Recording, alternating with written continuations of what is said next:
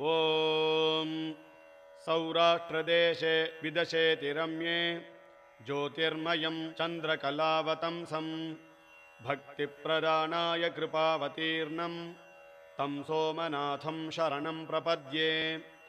श्रीशैलसङ्गे विबुधातिसङ्गे तुलाद्रितुङ्गेऽपि मुदा वसन्तं तमर्जुनं मल्लिकपूर्वमेकं नमामि संसारसमुद्रसेतुम्।